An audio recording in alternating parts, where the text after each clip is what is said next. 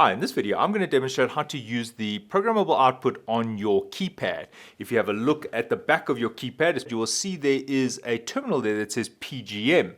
Now you may be familiar with these terminals. If I show you the main board of the alarm, here on the main board you will see there are several programmable outputs, and then if you look at the expander boards, the standalone expander boards also have two programmable outputs.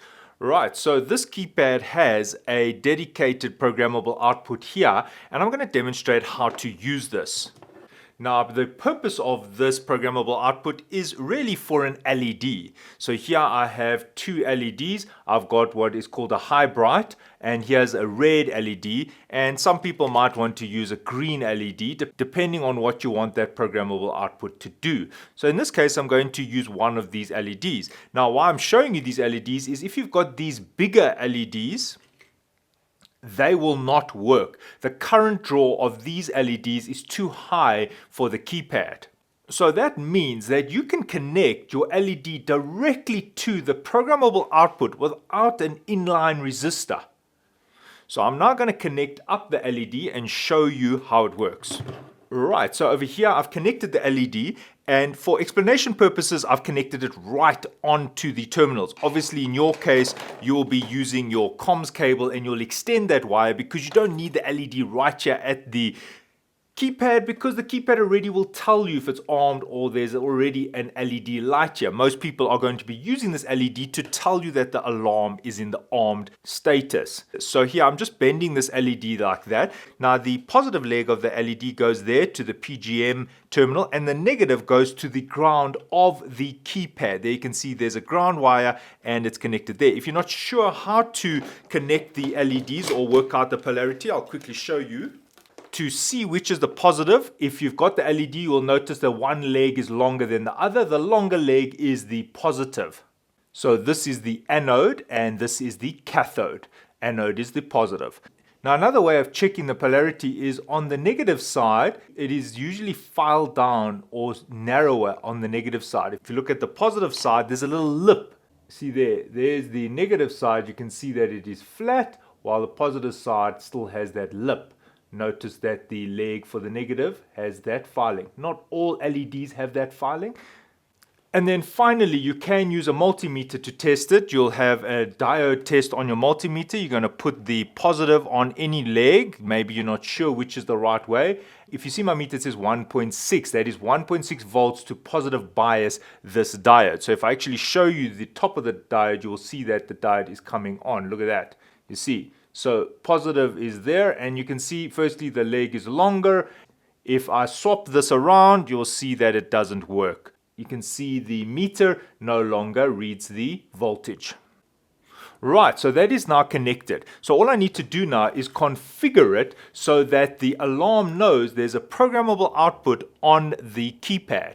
So how do I do that? I'll explain as follows. Right, so I need to get in the installer mode. So I'll press hash just to clear any button presses. I now press 9 4 times, followed by the star key. You can see it takes me into the installer menu. I now press 414. So I'm going to location 414, followed by star.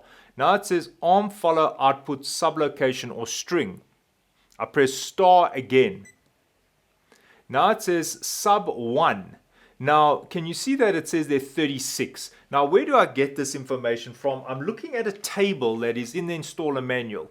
And now this is my very old manual, so yours probably won't have the same page number, but you can see there it says there, table 32, partition programmable output events for location 411 to 414. Can you see that 414 says to arm with light? So it's arm follow programmable output event. So I'm now in 414. That correlates to this table over here. Now I'm working with a keypad, so you can see that it's got keypad 1 all the way up to keypad 8.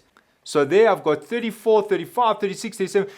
Right, so do you recall that mine says 36? Why does it say 36? It's because it's correlated to this table, and on this table you can see that 36 says keypad 3 output.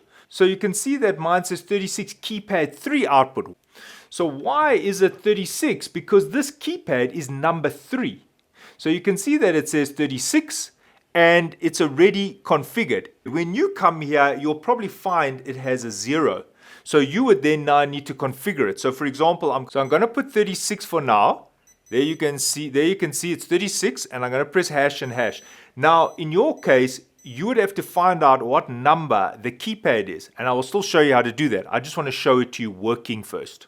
Right, so I'm going to arm my alarm. Right, so it's now stay armed. Did you see immediately that LED came on? Look at that LED. That LED is now on. If I disarm this alarm,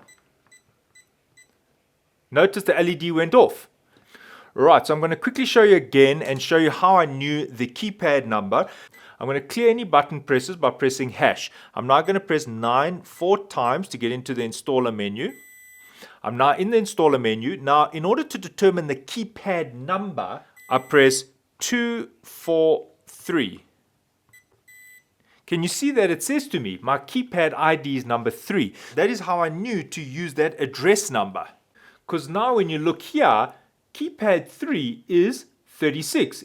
If my keypad was number keypad 1, then I'd have to put in 34 there. If you were trying to do this on a zone expander, well, there you go. There are the zone expander numbers, and then you will choose the output. Because that was 3, I then had to correlate that to the table that I just showed you, which correlates to address 36. Therefore, when I go to location 414, I press star, that is why there's 36 there. Right, so that is how you configure the alarm follower condition for the LED connected directly onto your keypad. Thanks for watching, and cheers.